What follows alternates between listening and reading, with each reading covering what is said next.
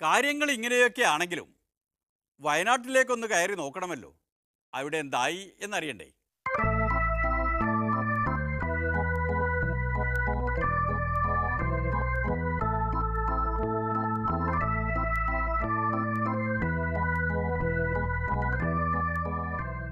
ഈ വരുന്ന തെരഞ്ഞെടുപ്പിൽ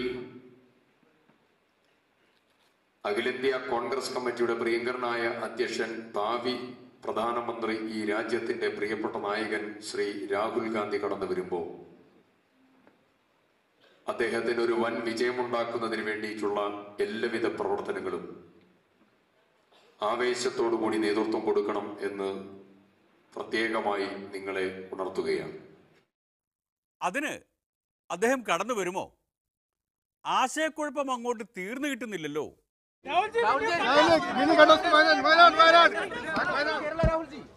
രാഹുൽജി കേരളത്തിൽ മത്സരിക്കണമെന്നാണ് ഞാൻ പറഞ്ഞത്. വരുമെന്നുള്ള സൂചന ഞാൻ കണ്ടു. രാഹുൽജി ഒരു സമയത്തും രണ്ടാമതൊരു സീറ്റിൽ മത്സരിക്കുമെന്നുള്ള സൂചന പോലും നൽകിയിട്ടില്ല. അങ്ങനെയൊക്കെ പറയുന്നവർ ഇപ്പോഴുമുണ്ട്. അതുകൊണ്ട് തന്നെ പൊളിമിക്സിന് അത്ര വിശ്വാസം പോരാ. ആട്ടെ, സത്യത്തിൽ എന്തിനാണ് രാഹുൽ വയനാട്ടിലേക്ക് വരുന്നത്? ചിലർ ചോദിക്കുന്നുണ്ട്, എന്താണ് രാഹുലും വയനാടുമായുള്ള ബന്ധം ചോദിക്കുന്നവരുണ്ട്. വയനാടുമായി രാഷ്ട്രീയപരമായിട്ടുള്ള ബന്ധം എന്നുള്ളതിനപ്പുറം ഏറെ വൈകാരികമായി രാഹുൽ ഗാന്ധിക്ക് ബന്ധമുള്ളതായിരിക്കുന്ന സ്ഥലമാണ് വയനാട്. പ്രിയപ്പെട്ട സ്വന്തം പിതാവ്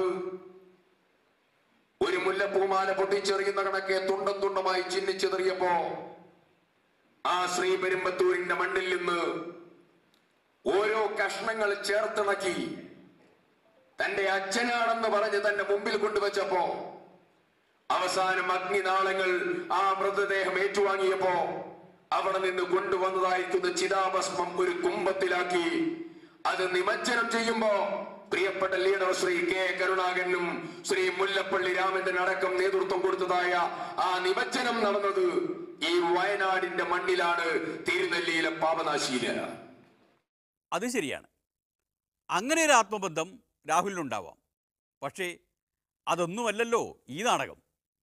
വ്യക്തിപരമായി ടി സിദ്ദിഖ് എന്ന് പറയുന്ന പൊതുപ്രവർത്തകൻ ഒരു MP ആകുന്നതിനേക്കാൾ മറ്റു വല്ലതും ആകുന്നതിനേക്കാൾ ഏറ്റവും വലിയ ആഗ്രഹം വയനാട് പാർലമെന്റിലെ ജനതയുടെ പ്രശ്നങ്ങൾ പരിഹരിക്കാനുള്ള ഒരു ഒറ്റമൂലിയായി ശ്രീ രാഹുൽ ഗാന്ധിയുടെ സ്ഥാനാർത്ഥിത്വം വരണം എന്നുള്ളതാണ്. അത് ഇവിടെയുള്ള ജനതയോടുള്ള ഏറ്റവും വലിയ കടപ്പാടും ഉത്തരവാദിത്വവുമാണ്. അതുകൊണ്ട് തന്നെ രാഹുൽ ഗാന്ധി കടന്നു വരുമ്പോ ഈ രാജ്യം കണ്ട ഏറ്റവും വലിയ ഭൂരിപക്ഷത്തിന് അദ്ദേഹത്തെ വിജയിപ്പിക്കാൻ നമുക്ക് രംഗത്തിറങ്ങാം എന്ന് സൂചിപ്പിച്ചുകൊണ്ട് അവസാനിപ്പിക്കുന്നു. അഭിവാദനങ്ങൾ. ജയ് ഹിന്ദ്. പ്രസംഗമൊക്കെ ഉഷാറായി. പക്ഷേ കോൺഗ്രസ്സുകാരുടെ തെറ്റിദ്ധാരണ പോലും ഇതുകൊണ്ടൊന്നും നീങ്ങില്ല. അതൊട്ട് നീങ്ങാനും പോകുന്നില്ല. ആ തെറ്റിദ്ധാരണയ്ക്ക് പല അടരുകളുണ്ടല്ലോ.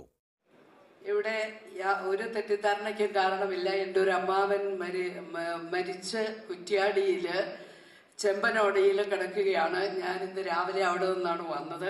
അപ്പോഴത് അടക്കണമെങ്കിൽ എനിക്ക് പോകണം, അതുകൊണ്ട് പോവുകയാണ്. പിന്നെ തെറ്റിദ്ധാരണകളെ കുറിച്ച് ഇവിടെ ഞാൻ അത് സൂചിപ്പിക്കാൻ ഞാൻ ആഗ്രഹിക്കുകയാണ്.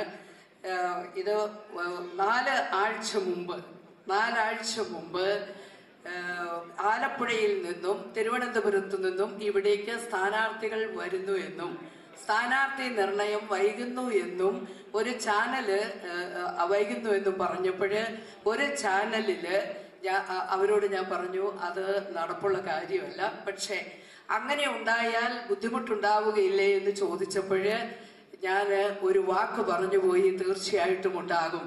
വോട്ട് ചോർച്ചയുണ്ടാകുമെന്ന് പറഞ്ഞപ്പോഴേ ചോദിച്ചപ്പോൾ പറഞ്ഞു, തിരുവനന്തപുരത്തു നിന്നും ആലപ്പുഴയിൽ നിന്നുമൊക്കെ വന്നാൽ അത് തീർച്ചയായിട്ടും വോട്ടിനെ ബാധിക്കും. അതാണ് അവിടെ ഒരു സഹോദരൻ പറഞ്ഞത്. അത് വാട്സാപ്പിലൊക്കെ തന്നെ ഞാനത് പറയാൻ അവസരം കിട്ടിയതിൽ ആ സഹോദരനോട് എൻ്റെ നന്ദി ഞാൻ രേഖപ്പെടുത്തുകയാണ്. മനസ്സിലായി. തിരുവനന്തപുരത്ത് നിന്നോ ആലപ്പുഴയിൽ നിന്നോ സ്ഥാനാർത്ഥി വന്നാൽ കോൺഗ്രസിൻ്റെ വോട്ട് ചോരുമെന്നേ റോസക്കുട്ടി ടീച്ചർ പറഞ്ഞിട്ടുള്ളൂ. ദില്ലിയിൽ നിന്നോ പുതുപ്പള്ളിയിൽ നിന്നോ സ്ഥാനാർത്ഥി വന്നാൽ വോട്ട് ചോരും എന്ന് പറഞ്ഞിട്ടില്ല. സിദ്ദിഖിന് അറിയാം സിദ്ദിഖും ഞാനും ഒരു അമ്മയും മകനും നടക്കുന്ന രീതിയിലാണ് നടക്കുന്നത്. അതിനെയൊക്കെ തെറ്റിദ്ധരിപ്പിക്കാൻ മാർക്സിസ്റ്റ് പാർട്ടി നടത്തുന്ന ശ്രമങ്ങളും ആരുടെയെങ്കിലും ഒരു ചെറിയ അഭിപ്രായത്തെ അത് വളരെ പടം കൊടുത്തുകൊണ്ട് കേസൊക്കെ പോകാവുന്നതാണ്. പക്ഷെ ഞാൻ അതിനൊന്നും നിന്നില്ല. ഇന്ന് ആ സഹോദരൻ പറഞ്ഞതുകൊണ്ട് ആ തെറ്റിദ്ധാരണ എന്റെ പ്രിയപ്പെട്ട സഹോദരങ്ങളുടെ മുമ്പില് ഞാനും സിദ്ദിഖും തമ്മിലുള്ള ബന്ധം അറിഞ്ഞുകൂടാത്തവരാണ് അത് പ്രചരിപ്പിച്ചിട്ടുള്ളതും വാട്സാപ്പിലൂടെ എന്റെ പടവും ഇട്ട് നടത്തിയിട്ടുള്ളതും. അതെനിക്ക് പറയാൻ അവസരമുണ്ടായതിൽ എന്റെ നന്ദി ഞാൻ രേഖപ്പെടുത്തുന്നു. അതുകൊണ്ട് ഒരു സംശയവും വേണ്ട, സിദ്ദിഖായാലും രാഹുൽ ഗാന്ധി ആയാലും നമുക്ക് ഏറ്റവും വലിയ ഭൂരിപക്ഷത്തോടു കൂടി ജയിപ്പിക്കാൻ സാധിക്കും. ഇന്ന് ഇന്ത്യ രാജ്യത്ത് ഏറ്റവും വലിയ ഭൂരിപക്ഷത്തിൽ ജയിക്കാൻ പോകുന്നത് വയനാട് പാർലമെന്റ് മണ്ഡലത്തിലെ സ്ഥാനാർത്ഥിയായിരിക്കും എന്നതിന് യാതൊരു സംശയവുമില്ല. നിർത്തട്ടെ. എല്ലാ ഭാവുകങ്ങളും നേർന്നുകൊണ്ട് ഞാൻ എന്റെ വാക്കുകൾ നിർത്തുന്നു.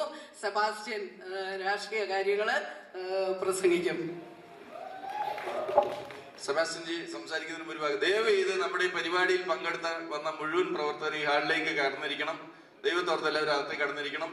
ഈ കൺവെൻഷൻ കഴിഞ്ഞാൽ ഉടൻ തന്നെ പ്രകടനമായി നമ്മുടെ കക്കോട്ടൻ പമ്പിന്റെ മുമ്പിലുള്ള നമ്മുടെ ഓഫീസിന്റെ ഉദ്ഘാടനമുണ്ട്. ആ പരിപാടി കഴിഞ്ഞിട്ട് എല്ലാവരും പോകാൻ പാടുള്ളൂ. അവസാനം പറഞ്ഞത് അനുയായികളുടെ കാര്യം, പ്രകടനത്തിൽ പങ്കെടുക്കുന്ന കാര്യം. നേതാക്കൾക്ക് പ്രസംഗിച്ചു കഴിഞ്ഞാൽ അമ്മയും മകനും പോകുന്നത് പോലെ ഇറങ്ങി അങ്ങ് പോകാം. അവർ പോയ സ്ഥിതിക്ക് പൊളിമിക്സും പോവുകയാണ്. നന്ദി, നമസ്കാരം.